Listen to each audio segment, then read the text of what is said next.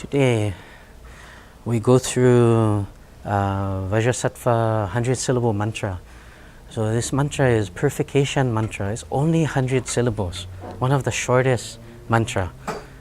Now 100 syllables, not like 100 words, it's just 100 syllables. It's really not bad.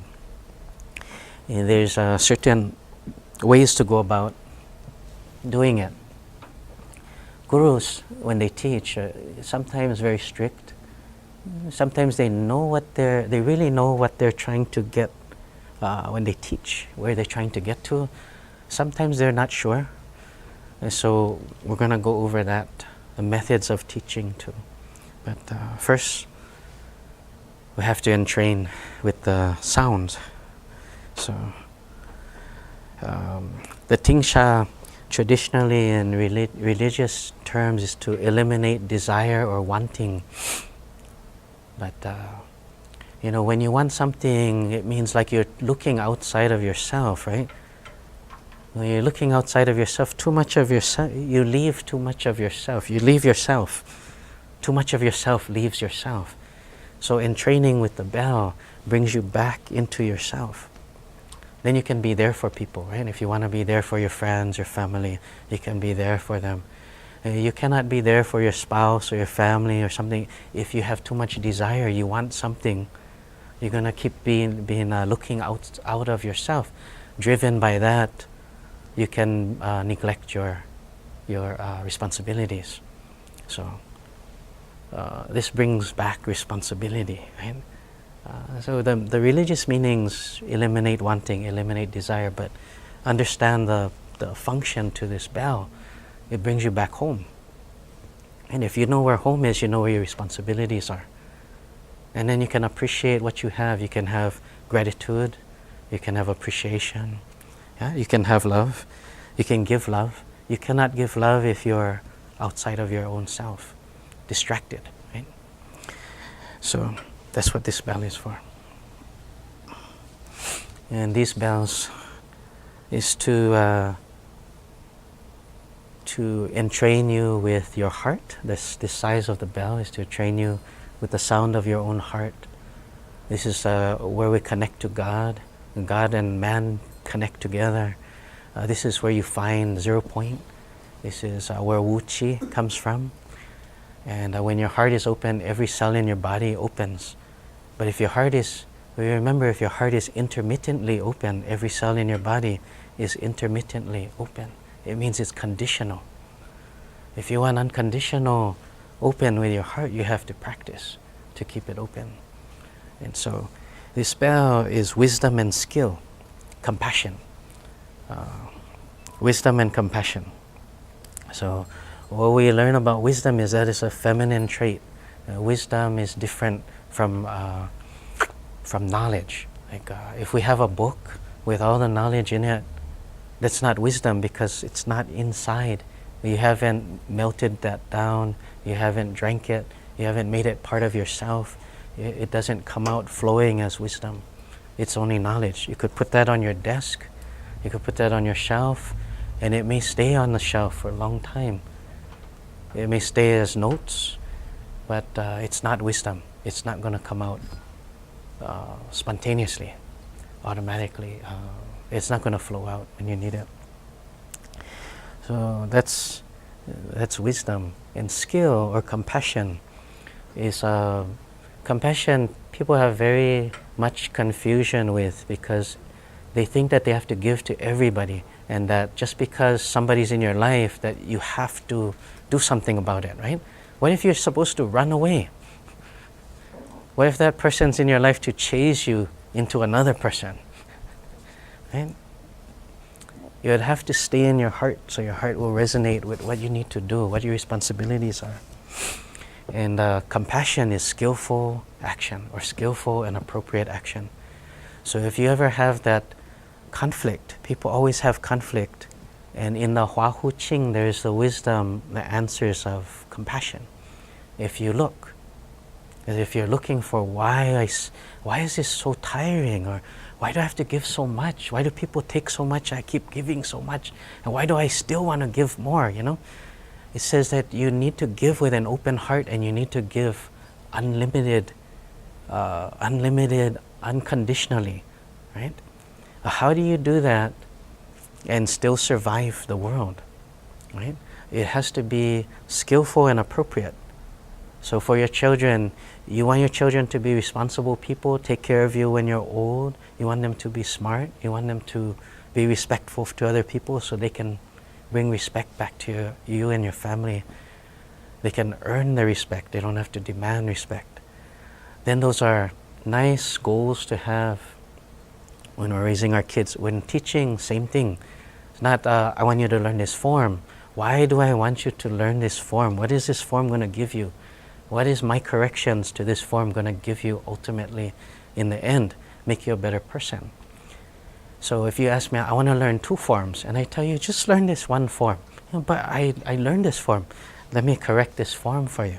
But I want this form. I say, no, you only learn this 1 form. I can teach you anything under this 1 form. It doesn't matter how many forms you have. I am saying no, right? But it's skillful, appropriate action like a parent or teacher. I can say, I can still give unconditionally. I can still give from my heart. I can still give everything I want to give, but skillfully and appropriately. I don't spoil. I don't give you what you want. I give you what you need.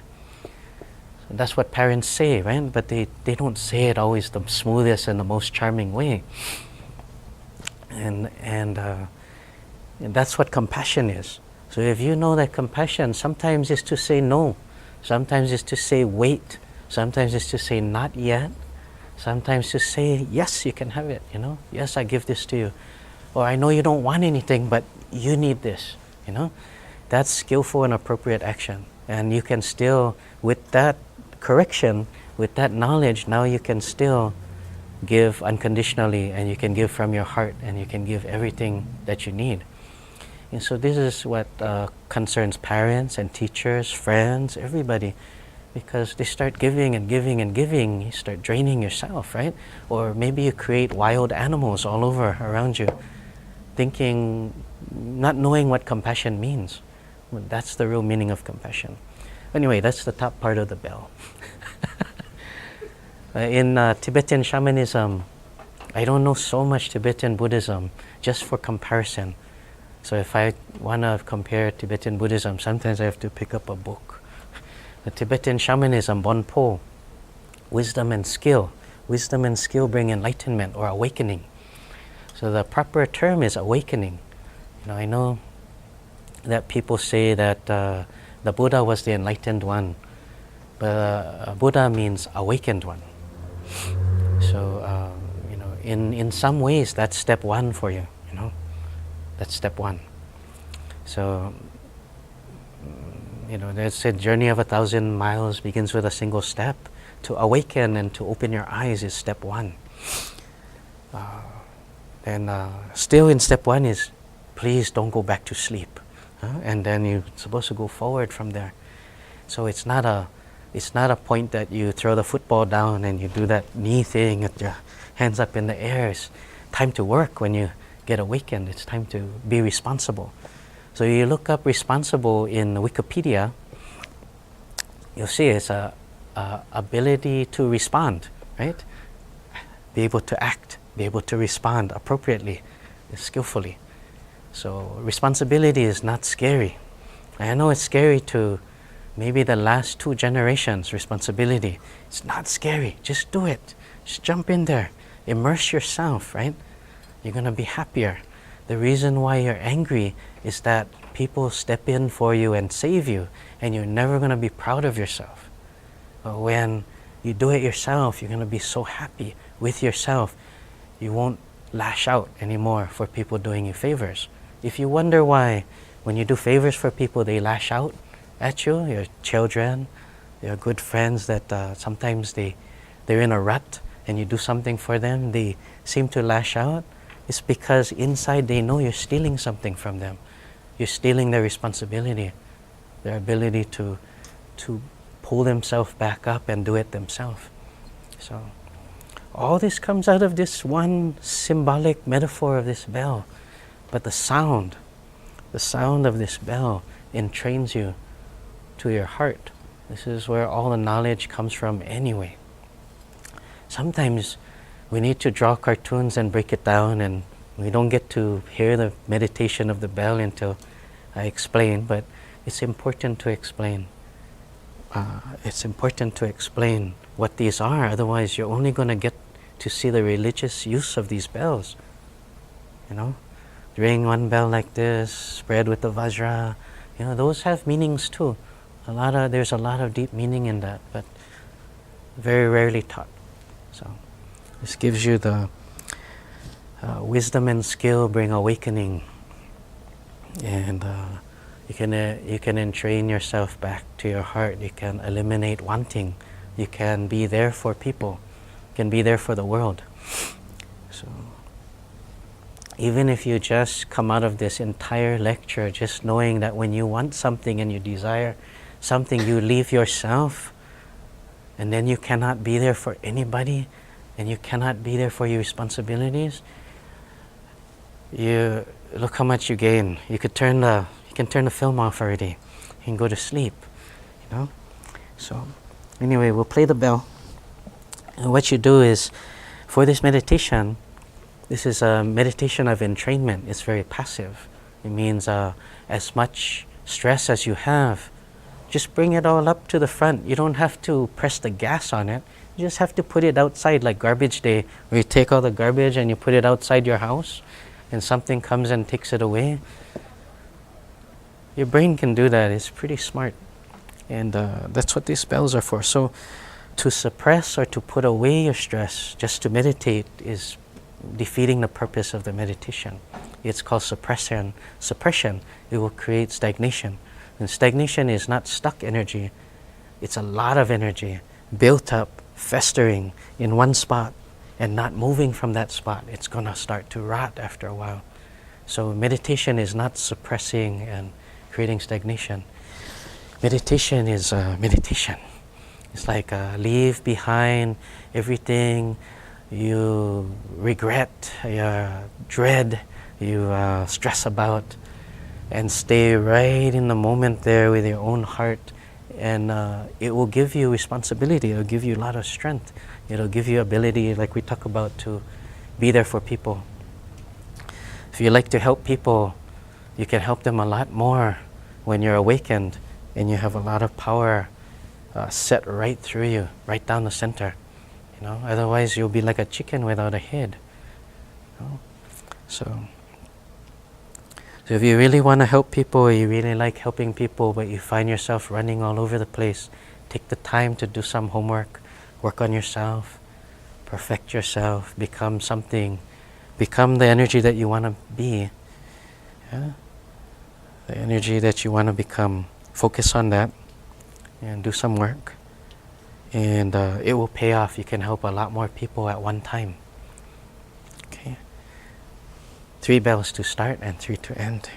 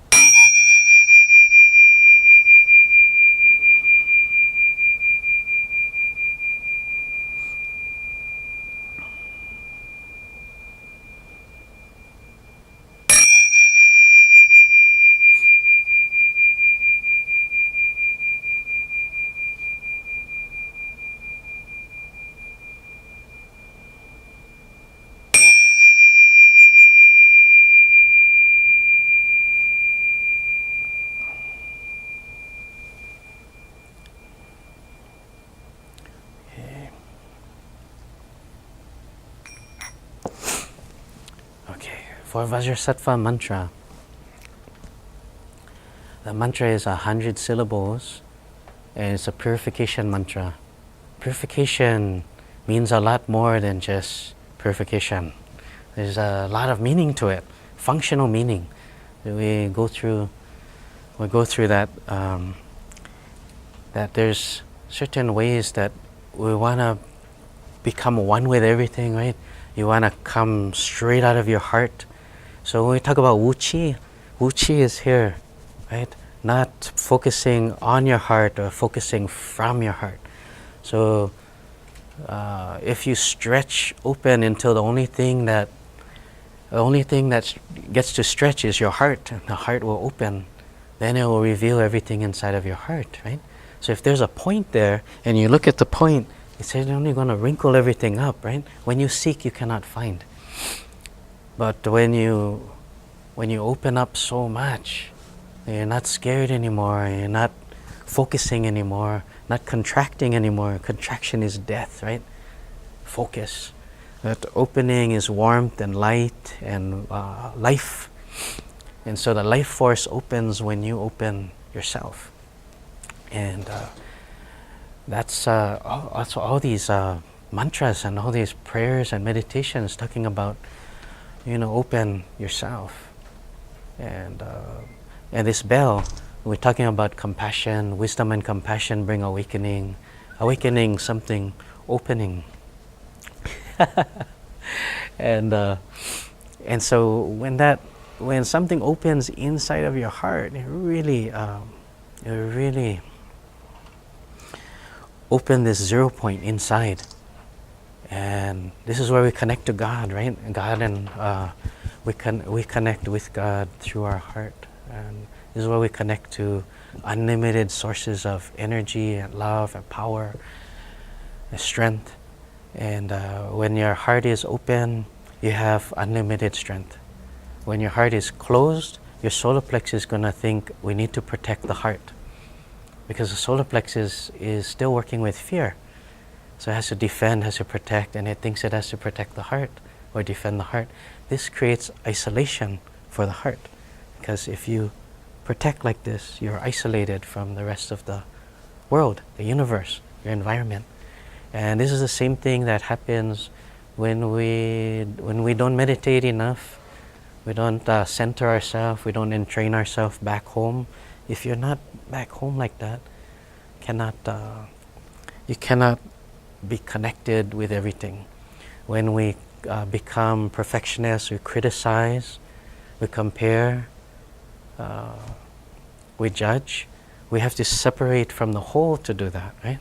So separation from the whole is isolation again, right? So that means perfectionistic characteristics, judgment, criticism, comparison will disconnect you. That means we're doing an extra step, right? If we don't do anything, we would be connected to everything. As soon as we start judging, comparing, we create a shearing or a disconnection. But the same way you can explain with your brain. Like if you're left-brained, then left-brained people say you have a left brain and a right brain, right? That's not what right-brained people say. They say brain, or they say the left side of my brain or the right side of my brain. But analytical left-brain people are dualistic. They have separate, everything is separate, yin and yang, plus and minus. Right-brain people are wholeness, integrated, right? Everything's connected. The meanings of Tantra or Mikyo means to weave, like everything's interconnected. And so everything within the teachings of Tantric teachings and Mikyo and those esoteric teachings involve wholeness and everything connected together. Because they know that's what the main thing is, you should connect with, keep your connection with everything, right? So, when we have miscommunications, we have heated discussions, we have fights, we have arguments, we have any kind of shearing like that, it's because we don't keep our heart open when we talk. So, as harsh as you can try to get with your heart open, as critical as you can try to get with your heart open, your heart is still open. And people can tell. When your heart closes and you start to judge, there's a very different reaction you get back. When your heart is open and you're judging, they call you a teacher, a guide, or a guru, or a sensei, sifu, because a teacher can judge you because they can see from the top of the mountain. So when they're judging you, their heart is open. They're saying, oh, that's pretty good, but next time you do it, you should do it this, you can get better. Well, we don't get mad because of that, because their heart's still open. That's all it takes, just keep your heart open. So, nowadays people don't know how to keep their heart on for very long. You be able to keep it on as long as you want. People will love you. You can keep the love. Just saying. Did he just say what I think he said? Anyway, this theme is going to come up a lot, especially inside of the mantra. So you have to stay connected with everything. You become one with everything. You're on their side. When somebody's on your side, you give them corrections. They're not gonna get angry. It's the same principles of our art. When you put on your guard, everybody puts on their guard immediately. Like, hey, how you doing? Oh, fine. How you doing? Right? That's on guard, right? If you tense, they tense. You resist, they resist. So as soon as you start to judge, they'll judge you. Who are you to tell me that? Right? And whose fault is it, right? Whoever's heart is closed. Because it takes more effort to close your heart than it is to just leave it the way it is. Why not just leave it the way it is? Use that energy for something else. Makes you stronger, right? So the confusion is that we think we're going to be vulnerable if we open our heart or we keep it open. But that's your solar plexus. That's fear from your solar plexus. Thinking that we need to guard, we got to defend. We don't know how to deal with fear yet. So that's a stage that you have to go through, because you have to figure out a way to be so confident that you don't have to protect or defend yourself. So you need to find something, whether it's words or martial arts or some kind of thing to perfect, so you become pretty proficient at something, and then you don't have that defensiveness anymore. And then you can deal with keeping your heart open. But then the heart is in charge. It's a nice place. And there's more from that. There's more steps from there. That's step one. But wherever you are in there is very important that you go through that. So I'm not judging anybody that if you're like that, that's where you are. Yeah, there's more. Okay. So the mantra is purification. It's to get rid of things that are interfering, shrouding, darkening, veiling, whatever it is what you would call enlightenment, to become full of light. Your meridians, your chakras, your points on your body, all the things that are made out of vibration and light. Your entire body is made out of vibration, light, sound. And then we start thinking. As soon as we start thinking, we start to darken the energy, it dims. We learn negativity, we learn judgment, we learn criticism, we learn resistance, we learn dread. All those things start to slow down that energy that's going through us. It takes an extra step to do that, rather than leave it the way it was. So you leave it the way it was, it's effortless. You start adding dread. Oh, I got to do this. Oh, I don't want to do this, but I have to. Oh, it's all this dread. This happened, I can't let it go. I still can't let it go. I think I'll hit the gas pedal on it though. So it's festering, and we hit the gas, and it just puts more resistance, right? Already happened, cannot do anything about it already, but still cannot let it go. So that takes extra step, right?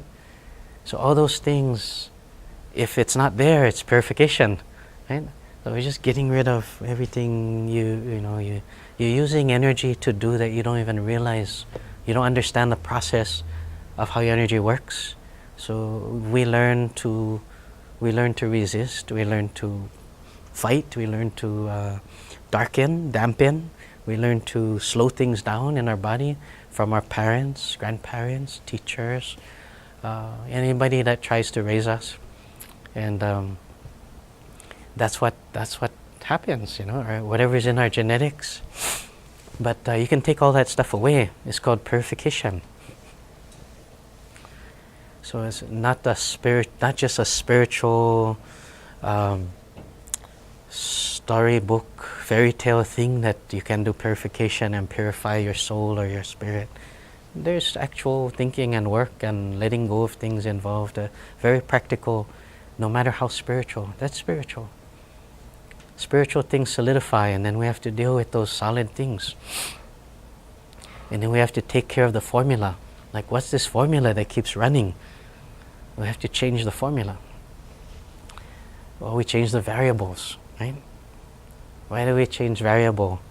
Like, if you can take anger and you can run it, and you can hit the gas pedal all the way down, all the RPMs, and you can keep it like that 24 hours a day, 7 days a week, 365 days a year.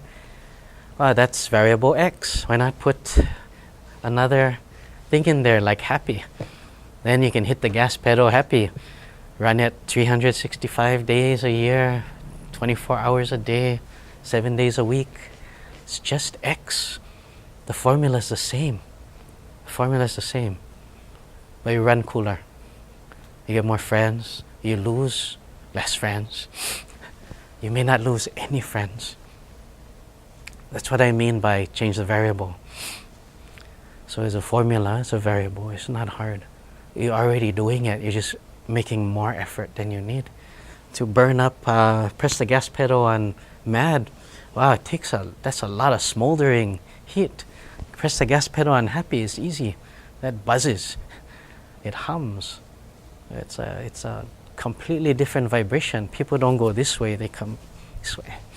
The right people, right? So it's what we put out, right? And so Vajrasattva is purification, but it's to bring you prosperity, bring you everything that you want, everything that you love, because it's similar to the energy that you're creating for yourself.